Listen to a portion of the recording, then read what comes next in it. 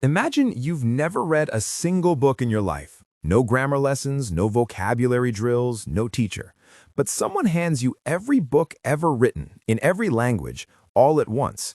And after reading them all, you don't just understand language, you can write new books in languages that don't exist yet.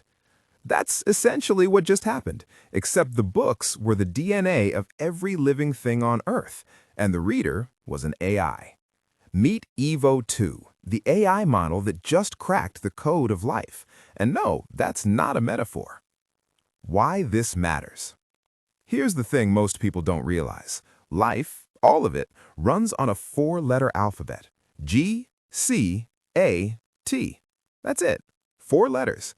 And yet, from those 4 letters, evolution wrote the instruction manuals for bacteria, oak trees, blue whales, and you.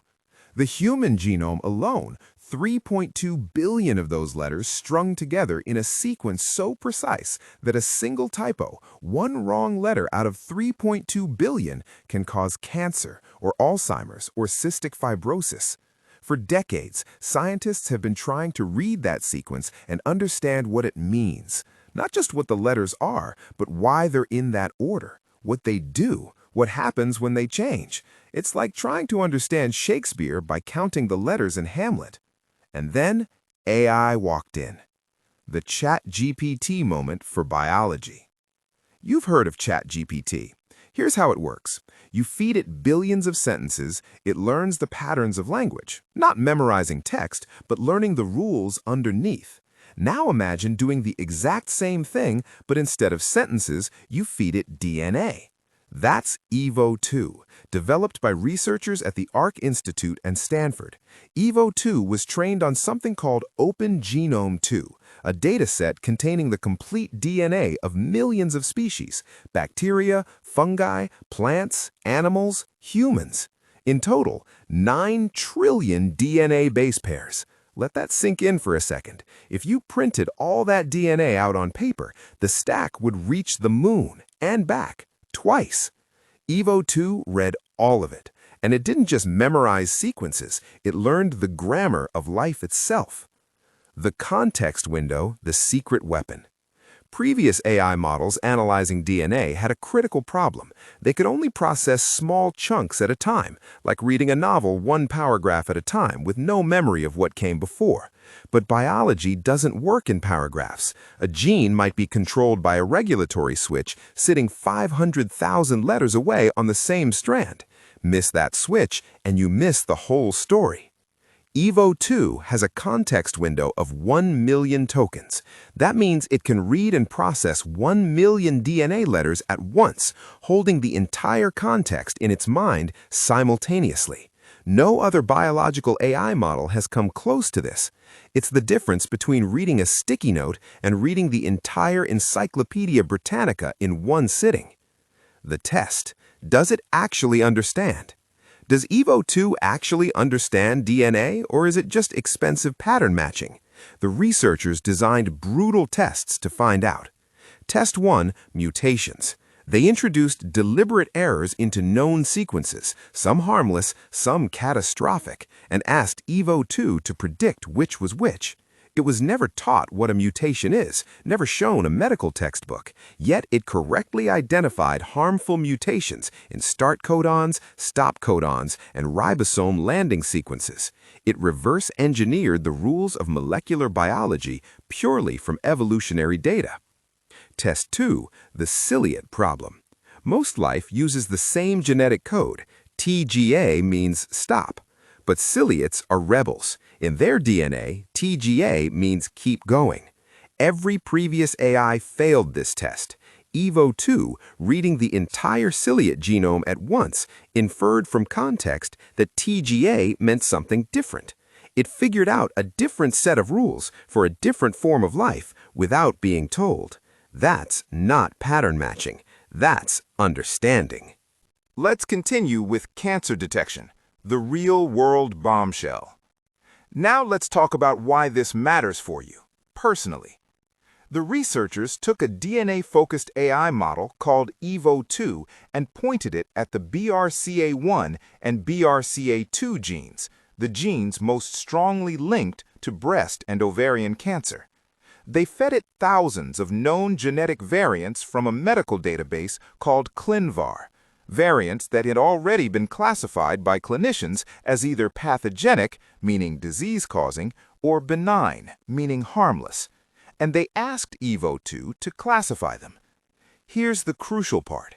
EVO2 had never seen a medical record. It had never been trained on cancer data. It didn't know what cancer was. It just knew DNA. And yet, it correctly identified pathogenic variants with an accuracy that rivaled, and in some cases exceeded, specialized clinical tools built specifically for this task. Think about what that means in practice. Right now, genetic testing is expensive, slow, and often inconclusive. Doctors sequence your DNA, find a change, and have to say, "We don't know if this is dangerous or not." There are hundreds of thousands of these changes, called variants of uncertain significance, sitting in medical databases right now. They create anxiety, delay decisions, and often stay unresolved for years. A model like EVO2 could potentially help sort through them, not in years, not in months, in hours. Not as a final medical judgment, but as a powerful way to prioritize which variants deserve urgent attention and deeper study. Creating new life, or at least writing new DNA. But here's where things get genuinely mind-bending. EVO2 doesn't just read DNA, it can write it. The researchers gave it the first few letters of human mitochondrial DNA, the DNA inside the tiny power plants of your cells, and asked it to complete the sequence. Mitochondrial DNA is about 16,000 letters long. It codes for 13 critical proteins. Get it wrong, and the whole thing falls apart. EVO2 generated a complete mitochondrial genome.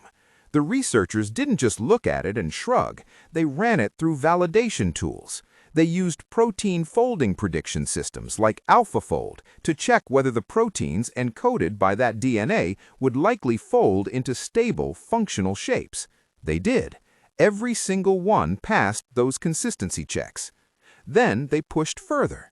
They asked EVO2 to generate complete genomes for simple organisms like bacteria and yeast.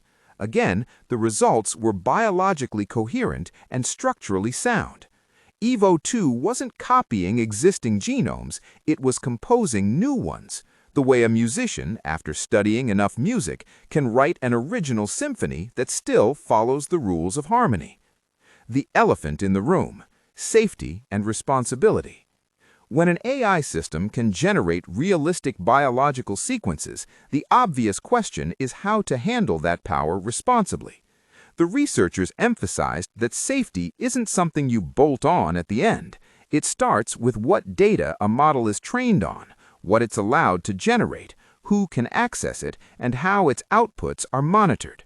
Responsible deployment means layered safeguards, restricted training sources, controlled access, audit trails, and oversight frameworks that tie technical capability to clear human accountability.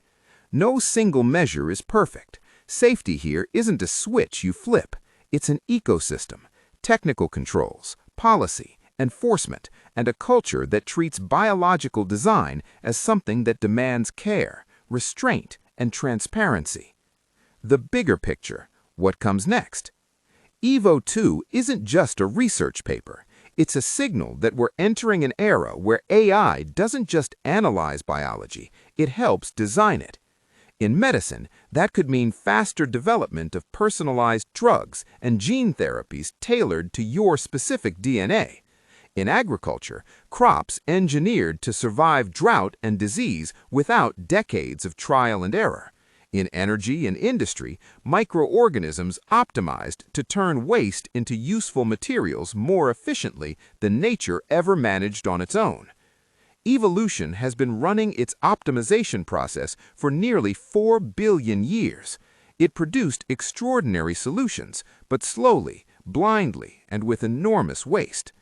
EVO2 has read the accumulated output of that process, and now it can help propose new possibilities faster and more precisely, guided by human goals.